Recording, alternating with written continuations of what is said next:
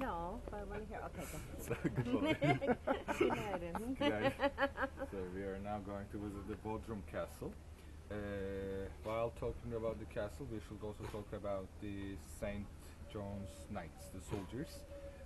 These knights first started in today's Israel a long time ago. That time they first started like to build hospitals. They built hospitals and they work in those.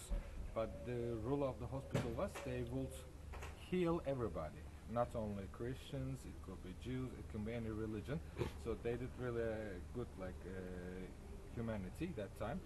Later on, the knights, other than working in the hospital, started to fight for Christianity. They considered themselves as the like soldiers for Christianity, and this is one of the castles. It's believed like it was made by them, but this is actually this dates back to about 100 BC, like more than 2,000 years old. It was made by the Doors, D-O-R. That was the country that time, and then of course with Christianity, this became under the control of the knights, and the castle, of course, was enlarged, and they put more defense system because it's on the sea, and the Christians had strong warrior ships.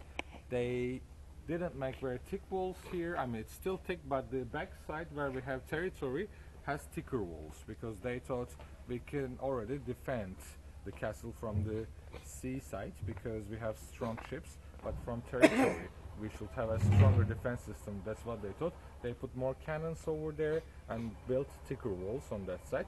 And these knights were from 7 different countries. They spoke 7 different languages.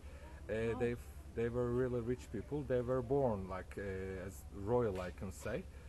They could stay in Europe. They could buy property in those places. They could work in Jerusalem if they wish. But in case of an attack, they had to come and defend the city. And also afterwards the Seljuk Turks arrived. The Turks came from northern China and arrived Seljuk Turks around 1300s.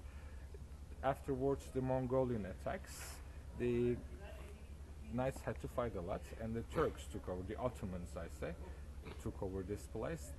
They fought with the Ottomans for about nearly 200 years, up to 1522. 1522, Suleiman the Magnificent took over the castle, and the knights were sent out of Bodrum, Halikarnassus, and later on England, Europeans let's say, placed the knights in Malta Island, and later on Suleiman the Magnificent also wanted to invade Malta Island but couldn't because knights defended that very well.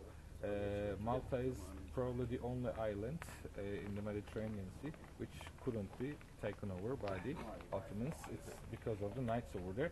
When the knights went there, they really developed Malta Island as well. They built their hospitals, a lot of things, and there you see a lot of like crosses, a lot of marble designs on the walls.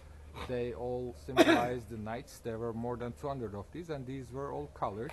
They all had different meaning, belonged to the knights, but because of the age of the castle, the colors faded. We just see the marble.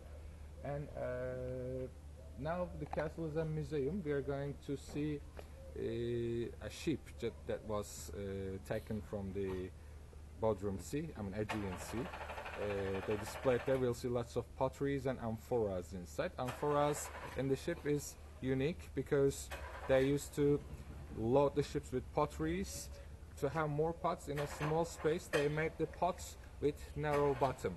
So imagine you put 2 pots together, you could place the third one above in between, so you will have more pots and less space. That's why they're shaped like that. Yes, that's right. Okay. They are shaped like that, but sometimes they are buried in the soil halfway, so it won't fall down. Okay. But to load the ships, more pots, they also made it like that.